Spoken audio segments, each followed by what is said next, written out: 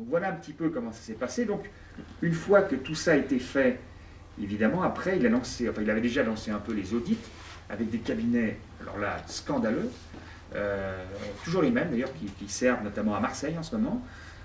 Ces trois cabinets qui partent toujours ensemble. Il y a le cabinet Poiry, Finance Consult et le cabinet Cabane. Alors juste pour vous dire, depuis 2 ans, ils ont dû faire une centaine d'études, toutes les études conduites au même résultat. La régie est plus chère. Ils sont cohérents. C'est cohérent, c'est clair. Voilà, un bureau d'études. Voilà. C'est la même méthode. Voilà. Oui, c'est des copier-coller. Hein.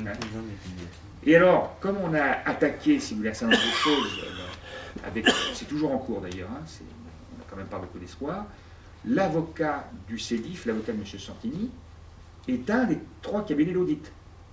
Donc on est dans un conflit d'intérêts, évidemment, donc on a attaqué l'avocat Cabane, qui, évidemment, est en face de nous quand on conteste le résultat de l'audit. C'est quand même, c'est à peine croyable, quoi. Hein. Mais comme les procédures sont longues et qu'il n'y a pas beaucoup d'élus quand même qui vont derrière, donc c'est quand même plutôt les associations. Et comme les associations n'ont pas beaucoup de moyens, heureusement qu'on a des avocats qui se disent, mais c'est limite, quoi. Alors, il s'est quand même passé quelque chose, c'est que quand les collectivités faisant partie du CEDIF ont adhéré chacun de leur côté à des communautés d'agglomération, automatiquement, vous sortez du syndicat des auditeurs parce que c'est la ville qui est adhérente. Quand la ville adhère à une communauté d'agglomération, la ville donc qui était adhérente n'est plus adhérente du syndicat des audits de France, et donc c'est la communauté d'agglomération qui doit adhérer à la communauté. Et là, on a eu 2 cas particuliers. D'abord, un élu du parti de gauche, très proche, parce qu'il a épousé la fille de Mélenchon, donc Gabriel Amar, ancien maire de Viry-Châtillon, président des Lacs de l'Essonne. Lac de l'Essonne, ça regroupe Viry-Châtillon et Grigny. Et il se trouve que Grigny, lui, est géré par la Lyonnaise des Eaux, à part, et Viry-Châtillon est géré par le CEDIF qui a délégué à Veolia. Déjà pas simple. Mais comme la ville de Viry-Châtillon qui a adhéré est sortie, il fallait que l'agglomération réadhère. Lui, il dit, moi je suis pour la régie, je suis comme les Verts, donc moi je ne veux pas réadhérer à un truc dont le contrat va être redonné à Veolia. Donc je veux sortir. Vous savez bien qu'on ne peut pas sortir de syndicats ou de communautés d'agglomération aussi facilement que ça. Et là, le préfet de l'Essonne, parce que ça a été jusqu'au préfet, avant le tribunal, le préfet de l'Essonne veut lui donner raison. Et Santini, je pense que c'est une petite erreur, mais en tout cas pas à court terme, menace d'attaquer, mais ne le fait pas. Donc bon, c'est un gauchiste un peu terminé, puis c'est très excentré. Et donc lui, ensuite, va faire une votation citoyenne, enfin bon, va faire le truc comme nous on l'aurait fait si on était dans le même cas. Donc, impeccable. Bon, à faire classer. Mais ça donne des idées. Notamment à Arcueil, enfin la communauté d'agglomération, à pleine commune. Mais les premiers concernés, parce qu'ils venaient de créer une communauté d'agglomération, c'est la communauté d'agglomération d'Est Ensemble, avec Dominique d'un côté, et puis tous les autres, ou quasiment tous les autres de l'autre. Et là, alors là, on va voir de nouveau une opération. La plus grande communauté d'agglomération. La plus grande communauté d'agglomération, elle va faire, je ne sais plus, 400 000, 450 000 et une dizaine de communes. Plutôt socialistes et vertes, mais avec des communistes qui sont quand même très souvent dedans.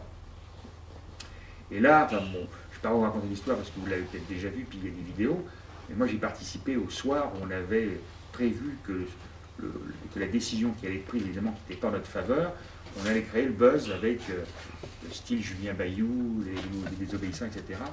On a réussi, mais bon, on a réussi que momentanément, parce qu'évidemment, lorsque le Conseil s'est réuni quelques semaines plus tard, ils ont voté, pas une large majorité, mais ils ont voté la réadhésion au syndicat des eaux d'Île-de-France, et donc, automatiquement, comme depuis, juste avant la fin du contrat, on savait que c'était Veolia qui avait, à partir du 1er janvier 2011, etc.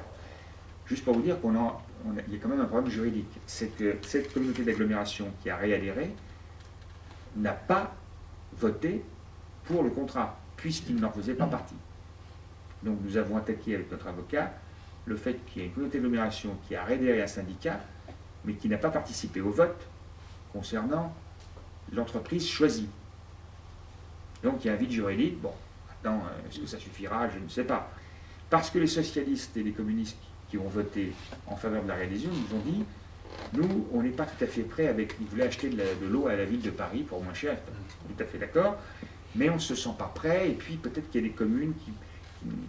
Le 1er janvier 2011 ou le 2 janvier, il n'y aura plus d'eau au robinet, on ne veut pas prendre le risque, on est quand même des gens responsables, donc on préfère re-signer avec le CENIF, mais dans 2 ans, en 2012, on s'en va. Qu'est-ce qui se passe en 2012? Ils disent que dans 2 ans, ils seront prêts à passer avec Haute-Paris, donc ils sortiront du syndicat. Mais là, Ça sera possible? ben non. Et ils le savent très bien. Et c'est que ce Santini ou pas Santini, c'est le côté juridique. Une fois qu'on est parti, à moins qu'on arrive à gagner sur ce que je vous disais, avec le fait que l'Est Ensemble n'a pas participé au vote, mais à mon avis, c'est quand même, il y a peu de chance, ils sont partis pour 12 ans, donc jusqu'à fin 2022. Mais il y a des élus, et là, il y a un élu que j'aime bien, mais enfin bon, il est sympathique, qui est le président ou le premier secrétaire de la Fédération Socialiste et qui est conseiller régional. Ah non. Non, Philippe Guglielmi. Guglielmi. Corse. Hein? Oui. Oui. Qui est d'ailleurs quelques réseaux. Oui, notamment, il a été président du Grand Orient. Grand maître. Grand maître. Hein, qui, enfin bon, passons. En gros, je lui dis, écoute, c'est pas possible, tu sais très bien que c'est pas possible. Évidemment, il ne peut pas vis-à-vis des autres camarades socialistes, il ne peut pas dire que les autres ont menti, mais bon, malheureusement, c'est un jeu de dupes là-dessus. Et voilà, donc ce syndicat des eaux d'Île-de-France, a priori, on est parti jusqu'en 2022, ça fera pile en 2022, si ça ne bouge pas, ça fera 100 ans.